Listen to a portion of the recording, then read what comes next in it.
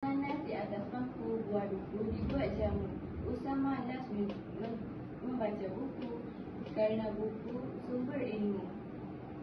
Assalamualaikum warahmatullahi wabarakatuh. Nama saya Nur Adawiyah binti Halyas. Hari ini saya akan menceritakan buku yang bertajuk Impian Mimpi Jalanan daripada karya Taimur Abdullah.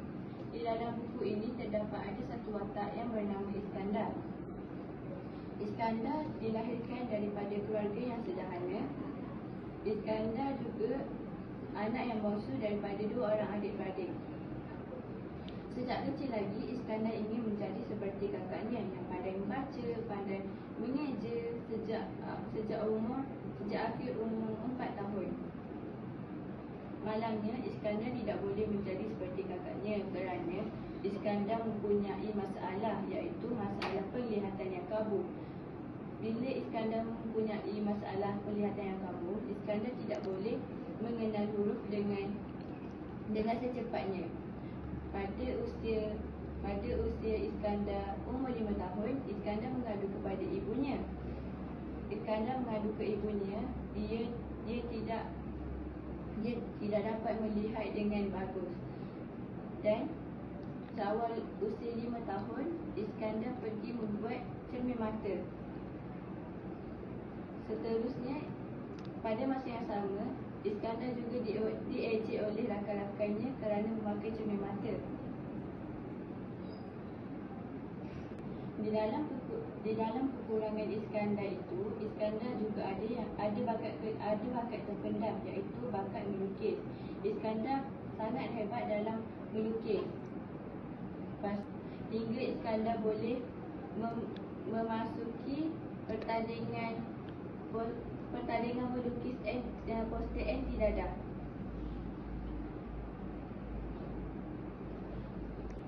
Iskandar terlihat lemah seperti kanak-kanak yang ada masalah, tetapi di sebaliknya Iskandar berfikiran matang dan bijak. Akhirnya Iskandar berjaya menjadi arkitek yang hebat dan Iskandar mampu mencapai cita-citanya. Iskandar mampu membeli kereta yang mewah pada usia yang muda. Setelah itu, Iskandar perlu bersyukur kerana mempunyai ibu yang mampu menyokongnya dan mampu mendidiknya dari segi akademik dan rohani.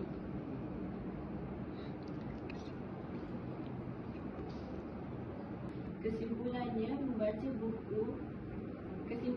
buku ini untuk orang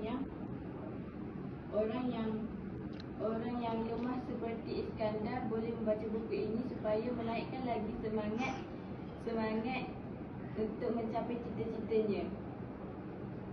Nilai dan pengajaran yang ada di dalam buku ini ialah kita hendaklah berusaha untuk mencapai kejayaan.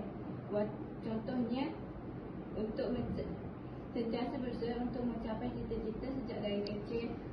Dan Iskandar ni dia berusaha untuk mencapai cita-cita untuk menjadi seorang pelukis yang berjaya. Nilai dan pengajaran yang kedua ialah tidak mudah berputus asa. Contohnya ialah walaupun dia dikhianati oleh kawan-kawannya, dia tetap tidak berputus asa untuk mengejar segala cita-citanya. Nilai dan pengajaran yang ketiga ialah sentiasa sabar dalam melakukan sesuatu. Contohnya ialah walaupun Iskandar ni dia dikhianati, Iskandar tetap bersabar. Iskandar tidak pernah membalas segala perbuatan kawan-kawannya. Contoh yang pertama ialah seperti ejek kawan-kawannya. Iskandar tetap sabar dalam melalui